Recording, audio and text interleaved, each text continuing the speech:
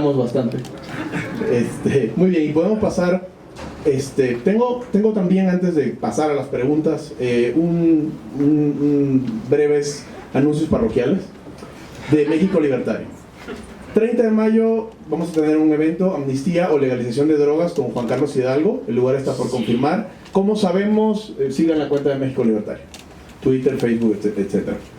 4 y 5 de junio, economista Daniel Lacalle viene invitado. El lugar está por confirmar. Sigan las redes sociales de México Libertario también. Y el 7 de junio, el conversatorio regular de México Libertario va a ser aquí mismo, en otro lugar de La Mancha, con Paco Calderón. El conversatorio número 30 de México Libertario. Perfecto. 5 de la tarde, aquí, comenzando a las 5 de la tarde, aquí en otro lugar de La Mancha, con Paco Calderón, el caricaturista. Muy bien. Entonces comencemos con preguntas. 5 preguntas, por favor. ¿Para quién es la pregunta? La pregunta breve. Solo preguntas, no declaratorias de principios y cosas raras. Muy bien. A ver, en voz alta yo lo repito, por favor. ¿Para quién y cuál es la pregunta? Para la mesa, Norberto Velázquez, joven emprendedor. ¿Qué le dirían ustedes a los jóvenes que vamos a participar en el evento de la Alianza del Pacífico en Cali, Colombia? Jóvenes emprendedores que tenemos la responsabilidad para con nuestros países. Muy bien. No, yo no. ¿Quién? Jóvenes emprendedores, ¿qué mensaje de los economistas e ideólogos liberales? Alianza del Pacífico. Hombre, que defiendan con todo lo que puedan el verdadero libre comercio, ya que van a estar en ese foro, para lo cual habría que tener muy claro primero qué es el verdadero libre comercio, ¿no? Que es ahí donde las cosas ya se pueden dar. Y rapidísimamente, bueno, hay libre comercio en aquellos países en los cuales son los consumidores y solo los consumidores, comprando y dejando de comprar, quienes deciden el monto y la composición de las importaciones sin que el gobierno meta la mano. Sí. Gracias. Es más, te lo complemento con un dato. Cuando vos estudiás los manuales de crecimiento, aquellos países que son más abiertos son 9 veces más ricos que los que son cerrados. Ok, muy bien. Ahí, perdón, acabo de mirar hacia atrás. 2 lugares más. León, ponte de pie, por favor. Tú. Aquí, por favor, sí. Sí. Bueno, yo quiero preguntar a la mesa, ¿en dónde encajarían ustedes el concepto de compradores de voluntades? Ok, a ver, anotamos esa, compradores de voluntades. Atrás, por favor. Hola, Manuel Gutiérrez. La pregunta sería, ¿cómo traducimos este discurso a la gente que vive en extrema pobreza? Y principalmente, ¿cuál es el papel del Estado? ¿Qué debe jugar el Estado? Si bien yo entiendo esta parte de políticas públicas asistencialistas, pero también, ¿cuál es el papel que debe jugar el Estado para que la gente que está en extrema pobreza pueda por lo menos llegar al punto en donde pueda competir con todos nosotros? Ok, de acuerdo. ¿Eso fue para cualquiera? Sí. Ok. ¿Una más? Bueno, yo quiero hacer acotación a lo que dice Sergio Negrete. Tiene que ser pregunta. Sí, no, ¿Sí? rápido. Ok. Que el significado de la palabra egoísmo es la preocupación por los intereses personales. Entonces todos somos egoístas. Yo veo que hay muchos líderes de opinión, hay muchos libertarios, pero también hay mucho descontento y también hay mucha iniciativa. La pregunta es, ¿dónde están los líderes? No los de opinión, sino aquellos capaces de organizar a la sociedad civil. Okay. ¿Qué se necesita? ¿Por qué? Porque el populista logró unir, y en contraste, los que entendemos la esencia de esto, estamos segregados y nuestros esfuerzos se vuelven inútiles. Gracias. De ahí atrás, tú, por favor. Sí, tú. Fuerte. Mi pregunta es para el doctor Negrete, y es, ¿de dónde saca la tesis de que ¿por qué entiende él que la gente es mala por naturaleza si el mercado genera siempre beneficio para ambas partes? Me parece que un mercado que genera beneficio siempre esté compuesto de gente mala. Una más, allá atrás, hasta atrás. Fuerte.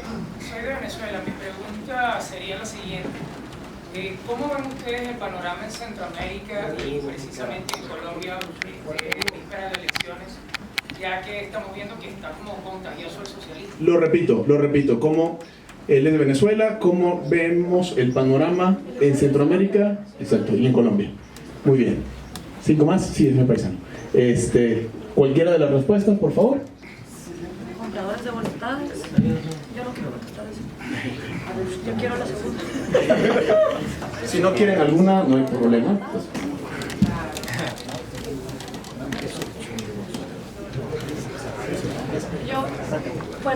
Yo voy a empezar con la segunda, porque no sé a qué se refiere la frase compradores de voluntades. A mí me choca cuando nos dicen que estamos como estamos por la gente pobre. Primero que todo, las masas no cambian el mundo lo cambian minorías. Las masas siguen líderes. Cuando los líderes tienen malas ideas, las masas siguen a malos líderes, ¿sí? Hay una frase de Margaret Mead que usamos en El engaño populista al inicio, que dice: nunca dudes que una minoría bien organizada con las ideas claras puede cambiar el mundo. De hecho, es lo único que lo ha hecho. Entonces, nuestros países no están como están por la gente en pobreza. Es más, la gente en pobreza está tan jodida que lo que está haciendo es trabajar. Y entienden muy bien lo que es su propiedad privada, porque todos los días están a la merced de la desigualdad ante la ley, que esa sí es la desigualdad que a nadie le preocupa, pero es la que más friega a los pobres, la desigualdad ante la ley. Nuestro problema no son la gente pobre, nuestro problema son las élites. ¿Y qué hace la gente pobre? La gente pobre tiene líderes en las telenovelas, en el fútbol, en los cantantes, en los periodistas, en los políticos, en los pastores, en los curas. Y esa es la gente que va: ay, qué bonita es la redistribución de la riqueza, ay, qué bonito es el socialismo. Esa es la gente que tiene torcidos los conceptos en América Latina. Son esas élites las que financian políticos que luego no contratarían ni como los conserjes de su propia empresa. ¿Ok? Cuando un empresario contrata a alguien para su empresa, le mira el perfil psicológico, cuántas notas sacó en la universidad y quiere al tipo mejor parado. Pero para financiar políticos le da igual si el tipo es mediocre, asesino, ladrón, corrupto, de dudosa procedencia. Entonces, los empresarios en América Latina, los empresarios, mejor dicho, los que le tienen pánico a la libre competencia, los que buscan proteccionismo de los gobiernos, los que financian Correas, Chávez, Maduros, AMLOs, etcétera, ¿sí? Esos son los responsables número 1 de todas las élites, porque esos son los que tienen algo que perder. Según Malcolm Gladwell, si tú quieres cambiar una sociedad, necesitas al menos un líder en cada una de las 7 élites esenciales. Un líder con las ideas claras, un líder que no ande con términos como justicia social o desigualdad o distribución de la riqueza. Y esas 7 élites son artística, cultural, religiosa, empresarial, deportiva, que me está faltando, académica y una más, que ahorita no me acuerdo. Y puede haber muchísimas más. Entonces, ¿qué pasa? Que en América Latina, la gente que tiene más plata, los cantantes, los productores de cine, luego se andan codeando con esos mismos socialistas. Entonces, no es a la gente pobre. La gente pobre entiende esto porque lo vive todos los días. Nuestro problema son las élites. Y se lo cantó Franco De Vita a Venezuela en el año 89 con la canción No Basta. Esa canción es profética, es el Nostradamus de Venezuela, porque lo que esa canción dice, si no la han escuchado, vayan y óiganla, es: la sociedad venezolana y sus élites están en una burbuja entre Miami y Europa y se están desconectando de la realidad, mientras el hartazgo social está cada vez peor. Y eso lo cantó Franco De Vita en el año 89 y reventó hasta el año 98 con Hugo Chávez. Entonces, cuando miremos por qué nuestros países están como están, es porque sus élites han abandonado la batalla de las ideas.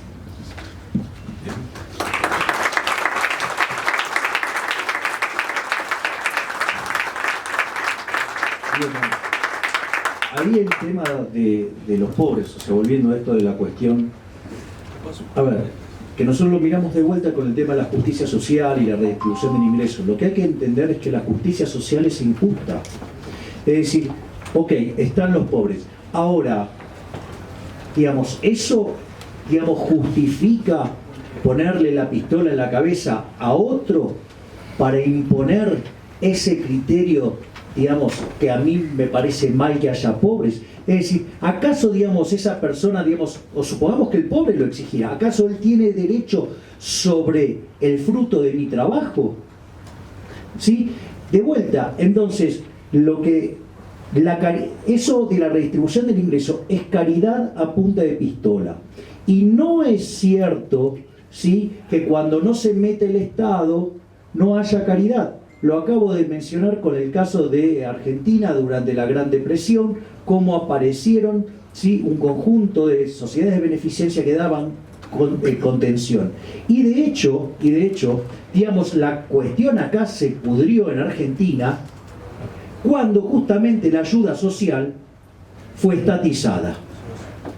Es más, Argentina, con el verso ese de la justicia social y de la redistribución del ingreso, que Argentina, yo les cuento, Argentina terminó el siglo XIX entre los 3 primeros países del mundo, osciló entre el quinto y el octavo durante la primera mitad del siglo XX y después llegó el populismo y la justicia social. Hoy oscilamos entre el 55 y el 60 y si caemos en otra crisis vamos a estar en el 80. Por ejemplo, para que tengan un orden de magnitudes, en el año 70 el PBI per cápita de Argentina era más alto que el de Japón. Interesante, ¿no? Porque con toda esta mentira de la justicia social triplicamos el tamaño del sector público nacional. Y si tomamos el consolidado, duplicamos el tamaño del Estado con el verso de la justicia social. Y con todo eso y con toda esa invasión buenista, el número de pobres se ha sextuplicado. Eso sí, tenemos políticos tremendamente ricos. Entonces, digamos, si hay alguien que está tan preocupado, digamos, por los pobres, anda y ayúdalo con la tuya. ¿Sí? No tenés por qué estar imponiéndome tu criterio social a punta de pistola. Y si te parece que es insuficiente, bueno, será porque la gente en el agregado no lo quiere. Y entonces vos, ¿quién sos para decir cuál tienen que ser los valores de la sociedad? ¿Quién te crees que sos para imponerme tus valores? Y encima a punta de pistola y apropiarte del resultado de mi trabajo. ¿O acaso estás a favor del robo? ¿O acaso estás a favor del trato desigual frente a la ley? Es decir, ¿acaso sos una basura totalitaria?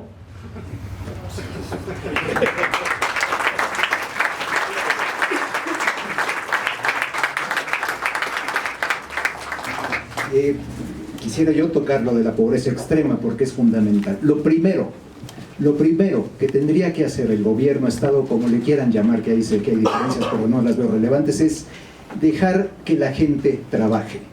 Con la gente que yo me he topado pobre, el principal reclamo que yo he encontrado es que no me dejan trabajar, que pueda abrir mi negocio, que pueda emplearme con quien quiera, que eso es lo esencial. Lo primero para superar la pobreza extrema sería esa posibilidad de que un individuo sepa que no tiene restricción alguna, obstáculo alguno, para hacer lo que se le dé la gana y que lo que haga le va a ser retribuido en la medida de lo que trabaje. Eso, ya con eso tendríamos mucho. Pero si quieren me voy a un extremo un poquito más allá.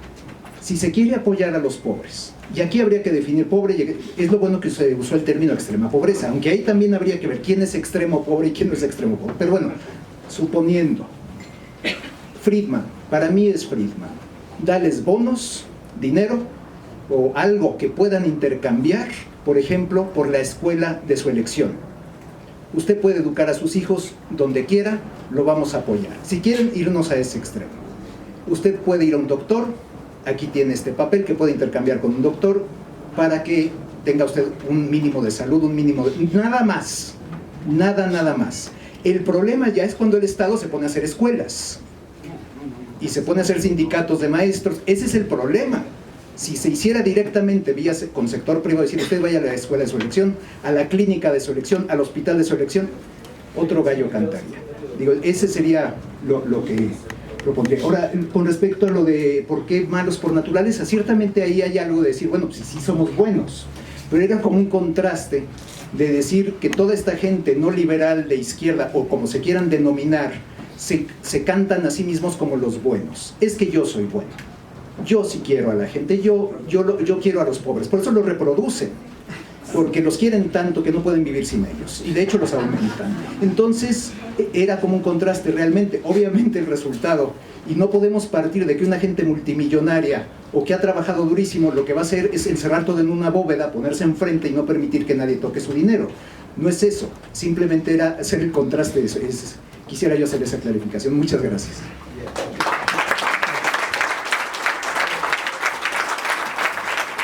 Con relación a este tema de la pobreza, dos puntos. A ver, primero que nada tenemos que reconocer que la pobreza fue el estado original del ser humano en este planeta. Y digo original y no natural, porque si hubiera sido la condición natural no la podríamos haber superado. Pero sí fue la condición original del ser humano en este planeta. A ver, imagínense ustedes a Adán y Eva recién expulsados del paraíso y aparecen en este mundo. ¿Qué hubieran dado esos dos por un Oxxo bien surtido?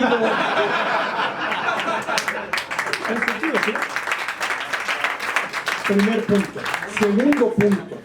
Lo que es inaceptable a estas alturas del partido, con toda la evidencia empírica y toda la teoría económica que se ha venido desarrollando, es que se vuelvan a tener pobreza, niveles de pobreza como los que está teniendo Venezuela, que no tiene absolutamente nada que ver con ese momento en el cual Adán y Eva fueron expulsados del paraíso, sino producto de pésimas políticas económicas. Eso es lo que sí es verdaderamente insoportable.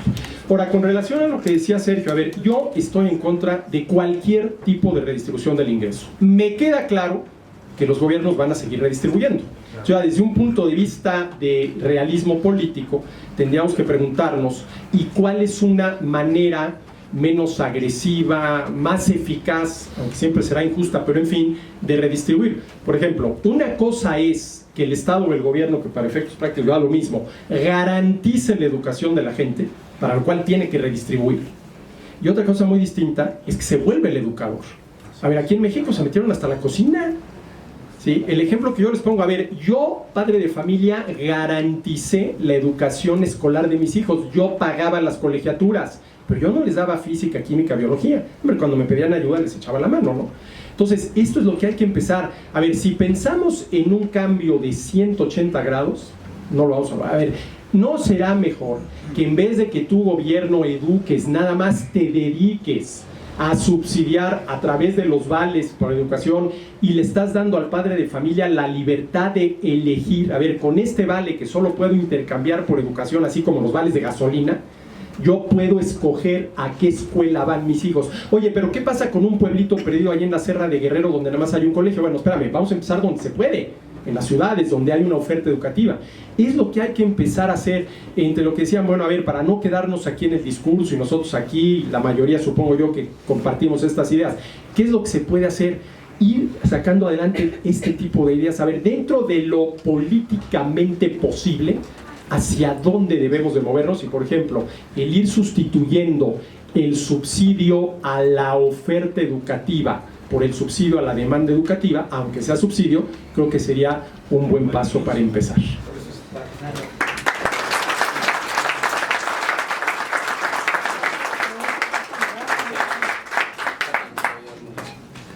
Ahí yo quiero aclarar algo que dijo Sergio, que está muy bueno, que me pareció una excelente reflexión, cuando dice ¿qué es lo que más necesitan los pobres? Y la respuesta es trabajo. No me dejan trabajar. Esto a mí me parece verdaderamente una reflexión, digamos, muy importante y clave para entender. O sea, acaba de dar Fíjense esto, que por cuestiones supuestamente de protección social, de cuidar a los trabajadores, todas esas leyes de salarios mínimos. ¿Qué es lo que hacen las leyes de salarios mínimos? Justamente dejan afuera del mercado a aquellos que estarían dispuestos a trabajar aún por un salario menor a ese. Es decir, a ver, cuando ustedes digamos, porque se supone que se hace para cuidar a los más vulnerables. Digo, el tipo que tiene un PhD y tiene el postdoctorado y todo eso, digo, no va a tener un problema para conseguir trabajo. ¿Sí? Digamos, al salario mínimo. ¿Sí? O sea, el problema es que hay gente que estaría dispuesta a trabajar por un salario menor a ese, porque son las calificaciones que tiene y, digamos, y sabe cómo son las cosas. Entonces, cuando ustedes entonces ponen un salario mínimo para proteger a los más vulnerables, a los que más castigan es a los vulnerables, a los más vulnerables, o sea, los dejan afuera. En Argentina, digamos, se dio una situación muy particular. Es que es tan fuerte la presión sobre el trabajo, o sea, para que se den una idea, Argentina es el país que tiene la mayor carga fiscal sobre el trabajo. Por cada 100 pesos que recibe un trabajador, el empleador pagó 165. Un disparate. O sea, y se supone que, digamos, lo tapan de impuestos para proteger a los trabajadores, y al mismo tiempo dicen, no, vamos a ponerle impuestos a las gaseosas cola porque tienen azúcar y eso hace que se enferme la gente, entonces vamos a penalizarlo. Entonces, ¿están castigando el trabajo? No se logran poner de acuerdo, pero esto lo llaman las conquistas sociales. O sea que, digamos, termina dejando afuera a los trabajadores. Entonces, ¿qué es lo que pasa? Hay una situación, digamos, donde está lleno, por ejemplo, de personas que trabajan en la calle y se llaman manteros. ¿Sí? Y esto es interesante, ¿no? Porque fíjense que cuando ustedes tienen un mercado en negro, las características del mercado en negro es que como tiene que afrontar la posibilidad del ataque de la ley y todas las cuestiones esas, y el precio siempre termina siendo más caro que en el mercado blanco. Ahora, lo loco en Argentina es que la presión fiscal es tan grande que lo que venden en los locales es muchísimo más caro que lo que está en el mercado negro. Entonces están en problemas los que tienen los locales. Y entonces, ¿qué quieren hacer? Perseguir a los manteros. Cuando en realidad los manteros son la respuesta de mercado frente al agobiante sistema donde, como no pueden conseguir trabajo en el mercado legal, tienen que ir a trabajar de manera, digamos, en esas condiciones, Dios, si ustedes quieren, relativamente precarias. ¿Y qué hace el Estado? Perseguir a los manteros. Cuando en realidad lo que habría que hacer, es decir, los comerciantes denuncian a los manteros. No, deberías ir contra el Estado. ¿Sí? Esto es como cuando es la discusión del impuesto a la ganancia y dice, no, bueno, los jueces no pagan, tienen que pagar todo. No, que nos saquen los impuestos al resto. O sea, pero no, digamos, o sea, ese tipo de cosas, o sea, pensar ese tipo de cosas. Es decir, por eso Sergio le dio en el punto, o sea, si hay algo que perjudica a los que menos tienen, por ejemplo, son las regulaciones laborales que supuestamente protegen a los trabajadores y lo que hacen es terminar tirando a la calle, ¿sí?, a los más vulnerables. Porque son los que estarían dispuestos a trabajar por menos. Y como no tiene salida, ¿sí?, y no encuentra trabajo, y cuando busca una solución alternativa, el Estado los persigue, entonces lo están obligando directamente a delinquir, porque digo, o sea, no pueden trabajar cuando quieren salir del mercado, digamos, formal, van a uno informal, y el gobierno los persigue, porque además los persigue el resto de los comerciantes, en lugar de rebelarse contra el Estado, lo que terminan haciendo es generando una situación de violencia extrema, porque digo, no le dejan escapatoria. En definitiva, digamos, ¿saben qué? Cada vez que ustedes vean que algo funciona mal, primero miren si está el Estado, porque seguramente en el 99% de los casos el problema es la presencia del Estado. Y el otro punto más con respecto, digo, a la gente mala. ¿Saben qué? Miren, ¿saben qué? La gente son, vamos a ponerlo en estos temas. Ahora, todos nosotros somos una manga de hijo de recontra remil putas. Bueno, lo mejor que podemos hacer, ¿saben qué es? Capitalismo. Porque yo no puedo progresar si yo no sirvo a mi prójimo de la mejor manera, con bienes de mejor calidad, un mejor precio. Lo puedo odiar a Alex, lo odio, literalmente lo odio. Pero si él no compra mi producto, yo me voy a la quiebra. Con lo cual no me queda otra que tratarlo bien. De vuelta vuelvo a Bastiat. Donde entra el comercio, no entran las balas.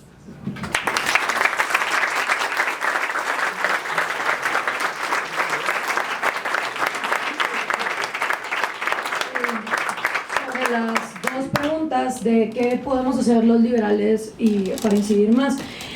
Hay una fórmula que yo creo que no se ha experimentado todavía en ningún lado en América Latina. Para que un partido libertario pueda funcionar, necesita ser un trípode. Y ese trípode tiene que incluir a una persona que sea un animal político, o sea, el tipo que puedes tirar en el kindergarten o en el asilo, y no porque sea populista, sino porque tiene carisma, porque tiene empatía con la gente, puede lograr que las personas confíen en ese animal político. Luego necesitas al ideólogo intelectual, porque ese es el cuate que va a mantener la pauta de qué es lo que se debe y lo que no se debe decir. ¿Dónde está? Por ejemplo, no puede venir al animal político un día a hablar de redistribución y de justicia social. Ahí es donde el ideólogo tiene que decirles no. Nos vamos a lo que nos vamos. Incluso se puede hacer un listado de vocabulario de palabras que ya no pegan y buscarle sinónimos, ¿sí? Hay veces que la gente, y esto está demostrado nuevamente por la neurociencia, si tú le dices neoliberalismo, se bloquea, ya no te escucha. Propiedad privada, entonces búscale sinónimos. En vez de propiedad privada dices el fruto de tu esfuerzo o tus pertenencias. En vez de neoliberalismo o capitalismo, libre intercambio de bienes y servicios de manera voluntaria. ¿Sí oye precioso? Y lo tercero es el animal marketinero, el que esté con el iPhone haciendo hashtags, subiendo memes. ¿Qué pasa? Si este trípode no está completo, no te va a funcionar un partido liberal, porque si solo tenés al animal político y al marketinero de redes sociales, tenés un partido cualquiera, sin ideologías, que se prostituye por lo que sea. Si tenés al animal político y al ideólogo, pero no tenés al marketinero, nadie se entera. Y si tenés al ideólogo y al marketinero, tenés una excelente fanpage libertaria, pero nada más, ¿ok? Eso es lo primero. Panorama de Centroamérica, te voy a tratar de ser bien rápida. El Salvador está con el FMLN, que es de izquierda. Ahorita acaba de ganar otra vez una derecha, que lo que pasa es que no hay manera que los millennials la quieran porque está estancada en el pasado. Es ultramente conservadora. No quieren ni siquiera abrir el tema del aborto, los gays, las drogas y todo esto. Entonces probablemente ganaron ahorita por la mala situación económica, pero va a volver a venir un hartazgo social. Nicaragua. Miren, yo que he estado en Nicaragua les puedo decir, las élites nicaragüenses están súper cómodas con Ortega. Y la razón por que la gente está histérica en las calles es porque les quitaron un subsidio. La gente estaba cómoda con una dictadura que no los dejaba hablar, que mandaba a la prensa a la cárcel, que los desaparecía y los perseguía. Es más, Nicaragua se había vuelto el nido de refugio de un montón de populistas corruptos del socialismo del siglo XXI, incluyendo a Sánchez Serén de El Salvador y a Manuel Valdizón de Guatemala. La única razón por la que los nicaragüenses se levantaron no fue porque se hartaron de vivir en una dictadura, es porque el seguro social les implosionó. Y la razón que los sacó a las calles, como saca a los venezolanos, no es Maduro, quítate, sino Maduro, ¿dónde están mis medicinas? Maduro, ¿dónde está mi comida? Pues lo mismo está pasando en Nicaragua. Colombia está como estaba México hace 6 años. O sea, todavía les falta, probablemente en estas elecciones Petro no gane, pero si Duque no hace lo que tiene que hacer, entonces Colombia va a estar en donde está México ahorita 2018. El problema de Colombia y México es que son dos potencias económicas con el narcotráfico más pujante de la región y son dos países que no han probado los sabores del socialismo del siglo XXI.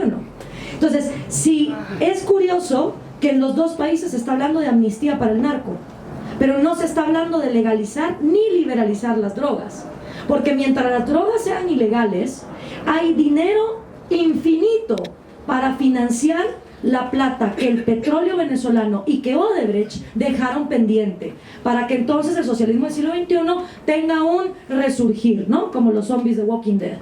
Entonces, si en Colombia y en México ganan miembros del Foro de Sao Paulo, lo más probable es que vamos a ver algo que todavía no hemos visto, que es un narcosocialismo del siglo XXI.